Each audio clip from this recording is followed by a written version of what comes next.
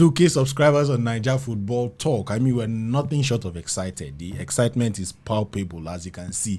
All of us are looking really happy for hitting that achievement. And I'm even happier because Ronald Koeman actually gave me 3 points. On the same day, we got 2K subscribers. So, Kolade, our bet is off. Lucky you. Thank you so much once again for joining us. Thank you for your subscription, which has gotten us to this milestone. And we know that it can only go up and up and up from here. And we are going to definitely enjoy partnering with you on this channel. Thank you once more to our sponsor, stopbets.com.ng, for also helping us keep this on the air. Today is another beautiful episode of Naija Football Talk, where we'll be talking about the gist from all of Europe's top leagues. You know, there's been a lot of action, but when we come back, we'll be going straight into it. My name is Chima, and welcome to another episode.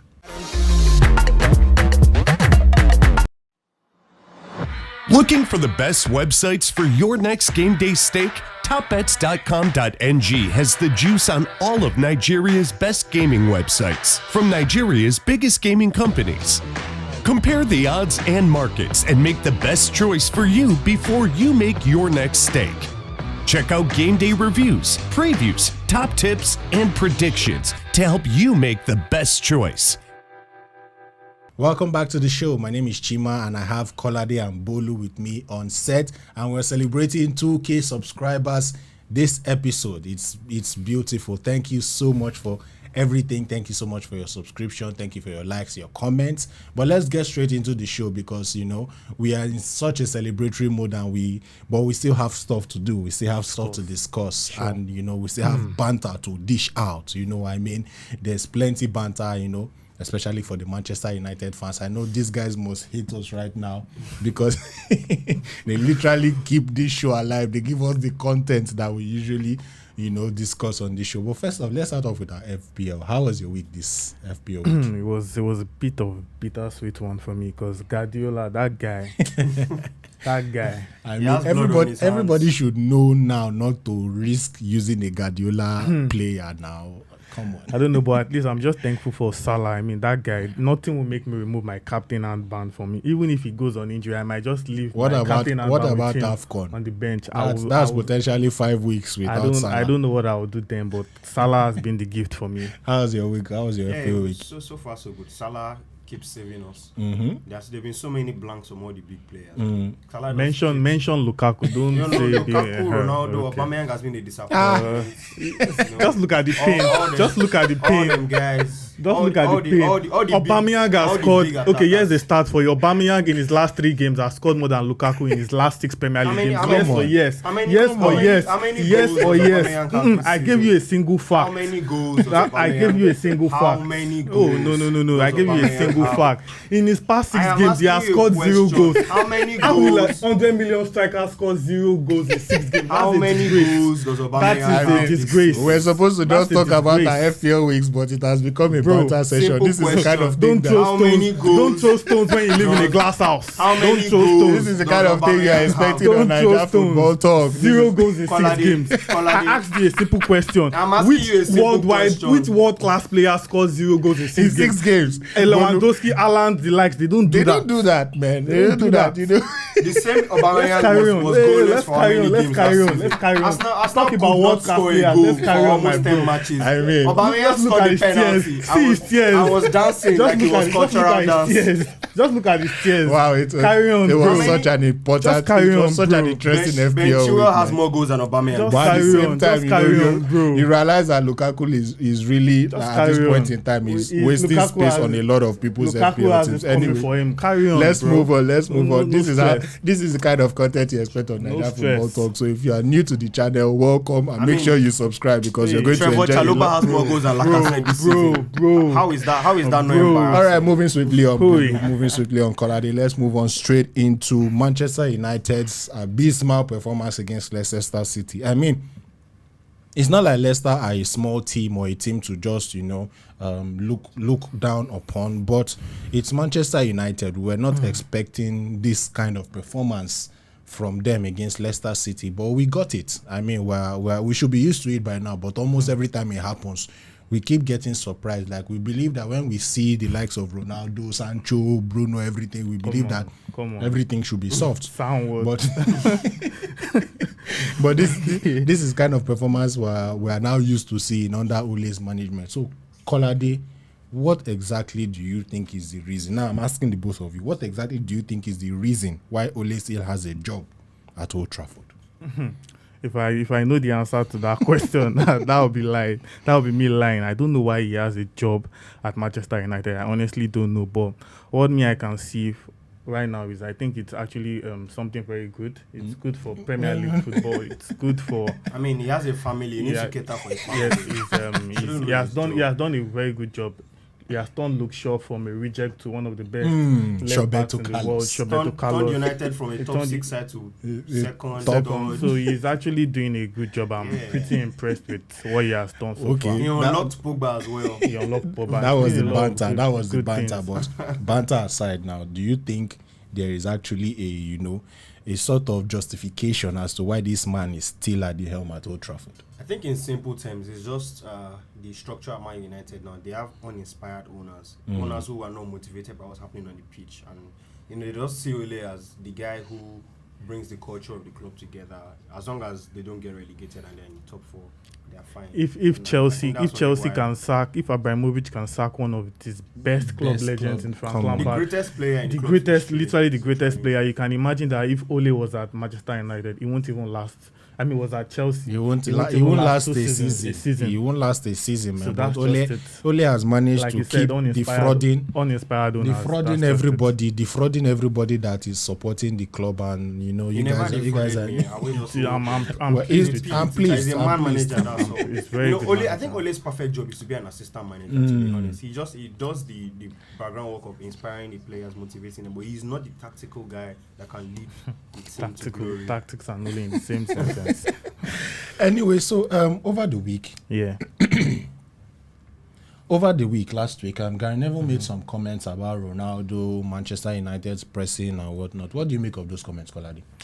That's a very difficult one. I think Neville was basically saying Ronaldo, like, he doesn't press and all of that, so he doesn't really offer much to United. I mean, I said it when we came on the first episode, like, what were United fans actually expecting? Getting a 36-year-old, I'm going to put him as your top 9. First of all, last season, Ronaldo was in the top 2 least forwards that had the least pressure and all forwards in Europe. So which shows that over recent years, Ronaldo's gameplay has just been poaching, basically. Yeah, basically poaching. And if you look at it, I'll go here to say, you might not agree with me, but if you remove Ronaldo from this team, they will still score goals. Put Rashford where Ronaldo is, goals will still come. They're still covering the bench. Last season, this is the same Manchester United that scored 73 goals, 15 more goals than Chelsea, 5 more goals than Liverpool.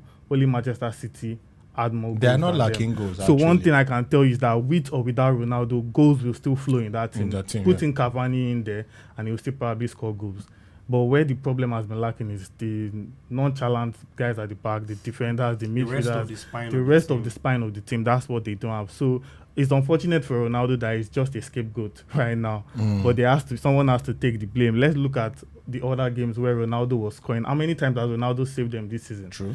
But nobody remembered that. Now when they are facing problems, you pin it back on Ronaldo. So, but I'm happy to see, it's good news for me to see that Ronaldo it's actually funny to think that Cristiano Ronaldo, a man of such caliber, timber and caliber, can actually be Mr. Andorra himself. Can actually be scapegoated in a team. It's actually, it happened once. It happened at Juventus as well. Happened at well.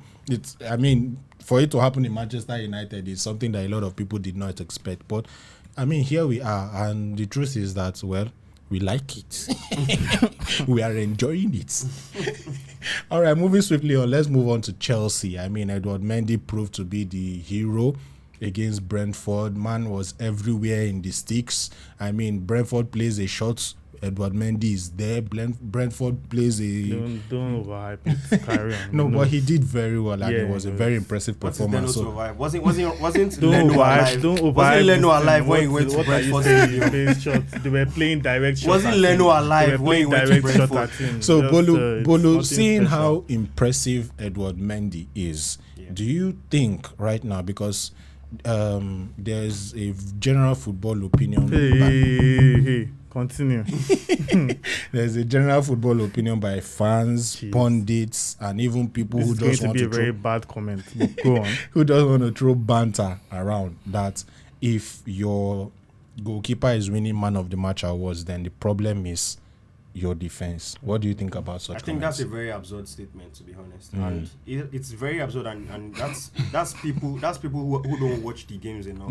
Because last season under Tuchel, Mendy was not getting tested enough, but he kept keeping the clean sheets. Even on Lampard, like you said, he wasn't getting tested enough. So if he was keeping clean sheets, it means your defense was doing well. But now he's being tested. Yeah, he's getting tested and he's still not getting beat. He's still the keeper. So doesn't that actually mean that the defense is now leaking? If you are taking the Brentford game in isolation, that was our youngest defense. That was our youngest back today. Nobody could have imagined that defensive trio in a Premier League game, to be very honest. Nobody expected Christensen, Malang, and Chalobah. Nobody expected that. And they kept a clean sheet at Brentford. Liverpool could not keep a clean sheet at Brentford. Arsenal could not. And you tell me... They actually beat Arsenal. Yeah, they actually beat... And you're telling me they tested our keeper and that's... Come on, that's an absurd thing. Whoever watched that game would know that we were so good. And it was in the final 20 minutes... Mendy actually got tested. We played so well in the first 70 minutes of the game. So whoever is saying that is... the jury is a bit out on if you played so well, because, I mean, for a long time, Brentford had you guys by the balls. It was just for the final 20 minutes of the game, actually. We controlled the game for the first 70 minutes. Anyway, all right, so Kolade, what do you think about Lukaku? I mean, you have your agenda. It's very obvious. I mean, you have your agenda. The mic is working. I just have to be sure. They don't destroy the mic. Okay, it's working. It's working perfectly. Perfect. We're very sure it's working. If we keep eating that mic is going to touch Arsenal. Where Arsenal are. So we know you have your agenda against Lukaku and everything, but no agenda, but if you look at the time Lukaku has blanked for Chelsea, the past 6 games, he has actually been popping for Belgium. So it's not like he's really out of form per se. So what do you think is the problem right now with Lukaku in Chelsea? It's 1, 2, 3, 4, 5, 6 games. Yes. But he still has more goals than Aubameyang. They've played 3 international matches in that space. They've played 3 international matches in that stage, and Lukaku has also scored in those games. First of all, Mr. Bolu, please get your fact right, because you are wrong. But let's go on to moving to what you're saying. Lukaku has not scored in 6 goals for Chelsea. I think moving my agenda here, I think it's the way Chelsea set up under Tuchel. Last season, their top goal scorer in the Premier League was Jorginho with 7 penalties. And this season again, after Lukaku and Werner, their 2 top scorers are Chilwell and Chalobah. So 15 out of 19 goals scored have been scored or set up by defenders, which shows a very big creativity problem for Chelsea. But the good thing for Chelsea is that why you can respect Tuchel in the sense that when they are not even so creative, they are finding a way to win games. Yes. This same method won them the Champions League as well, even without someone that was scoring goals. But I can tell you for sure that they won't last long with this. And based on Lukaku, I said it that they were signing a fraud, but they didn't realize the agenda couldn't keep it in. And I will go back to what I said again. Lukaku will not score 20 Premier League goals this season. We'll hold you to that. Do you agree with outscore Aubameyang? No. It's not going to. We can place the bet here now. Mr. Bolu, we can place the bet here now. Aubameyang cannot get Lukaku there. and Aubameyang. Since Aubameyang has come to the Premier They are not mates, bro. They ain't mates. All right, let's discuss one more pertinent thing. They are not mates. That's an insult to Mr. Aubameyang. Let's discuss one more pertinent thing. Lukaku outscored Aubameyang. All right, guys, let's discuss one more pertinent thing in the whole Chelsea setup. Okay. The Edouard Mendy Ballon d'Or agenda. I mean, there's a lot to talk about. I mean, Mendy has actually been the best goalkeeper in the world this year, to be frank. And it's a bit absurd to not see his name on the list. I mean, there's sentiment there, but there's also logic. The logical part of it is that he's still almost a greenhorn in the whole situation. I mean, is it last year or 2 years ago? He was barely a pro footballer, so he cannot just come in there and then take up the space. There's that. There's also the fact that he has actually been a solid goalkeeper, and there's also the fact that keepers like Oblak and Neuer were not really considered. So Edouard Mendy cannot just come and topple these guys. So what are your thoughts? Let's start with you, Bo. Well, let's go back to even before Mendy came to Chelsea. He had the highest save percentage in Europe's top 5 leagues, but he was an unknown, and now he's known, and people are saying, why can't he be on the list? He has been like you said, arguably the best keeper in the world in 2021. So why shouldn't he make it to the nominees list for 2021's best players? It's absurd to think of, and to think the other goalkeepers on the list. Oh yeah, you can say they deserve it, but then I'm not saying Mendy should win the Ballon d'Or. Nobody expects him to win the Ballon d'Or, but he should at least be on the list. He deserves it. So what do you think, Kolade? If he's on the list, it's fine. But if he's not on the list, he's also fine as well, because there are what did he do that no keeper has done? Something Arsenal has never done. What did he do that no keeper has done? Something no Arsenal keeper has ever done. These are things that we see on the. Are we going to be putting him in Ballon d'Or list for random routine saves and all of that? Donnarumma also won the Euros. Let's not forget, Donnarumma was the best goalkeeper in the Euros as well. He had the most number of shots and saves.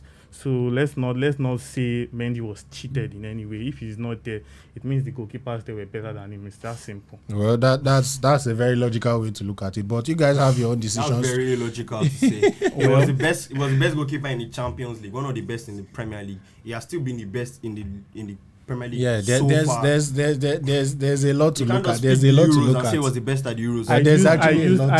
I used that point to base my example. But if he's not there, if you say Donnarumma deserves to be there based on the Euros, and Mendy deserves to be there based on the Champions League. Champions League was a whole season. There's a lot to look at. There's really a lot to look at. So we don't really understand what France football was doing. This is the same Ballon d'Or list that Mason Mount was in there. Come on. I mean, if Mason Mount, what did Mason Mount do to be there? It was just a nomination. He should not be in that nomination. He should not be in the top 50. I mean, so he should not be in the top 50. Smith Rowe should be there. He should not be in the top 50. I mean, Edouard Mendy could have replaced Mason Mount, but thank you.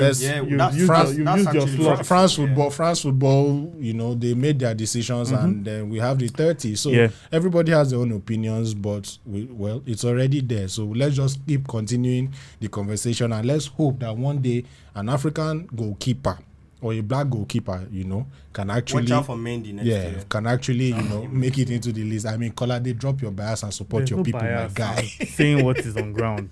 He knows what's the same coming. guy, comparing Aubameyang and Lukaku. That's the worst statement I've heard in 2021. All right, we'll be going on a short break now.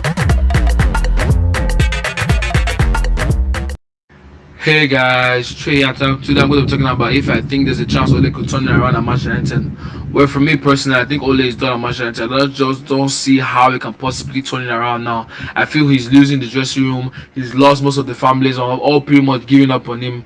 It's clear to see that he's going to go trophyless and we're going to have a mediocre season despite the millions of pounds we've spent. It's so saddening to see. Well, this is a guy who's signed a lot of players. He spent hundreds of millions. Yeah, look where we are. We look levels below teams like Chelsea, Liverpool, and Manchester City as a team. We should be competing with these sides for the title, but we look way off the pace. With the team we have, we should easily be competing for the title, competing for the Champions League, but it's clear to see that we're going to go have another trophyless season. He's been here for 3 years. He's spent hundreds of millions. He's signed brilliant players like Ronaldo, Bruno, Varane, Van de Beek.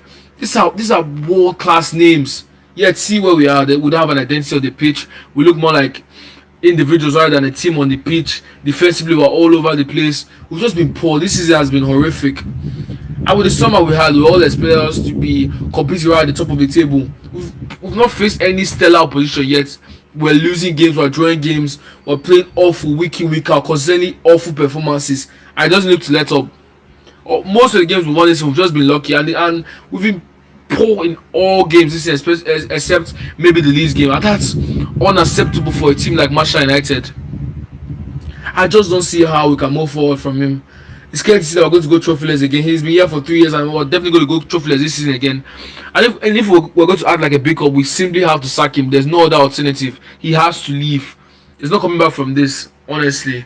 We just get someone who's the winner, who will utilize the players we have and take them to that next level rather than, because we're just stagnant now, we're just regressing. We have all the quality that there is. Managers will do anything to have this squad, and only just wasting away their years, wasting away the talent, and we're not doing anything. This is Manchester United. We should be winning, we should be playing beautiful football, but we're way off that, or far away from that. Well, they just successfully lowered our standards, and it's unacceptable. He doesn't deserve to be Manchester United manager. He's always remain a legend, and he's improved our team. I'll give him that ball. He has to go. There's no coming back from this. Looking for the best websites for your next game day stake? Topbets.com.ng has the juice on all of Nigeria's best gaming websites from Nigeria's biggest gaming companies. Compare the odds and markets and make the best choice for you before you make your next stake. Check out game day reviews, previews, top tips, and predictions to help you make the best choice.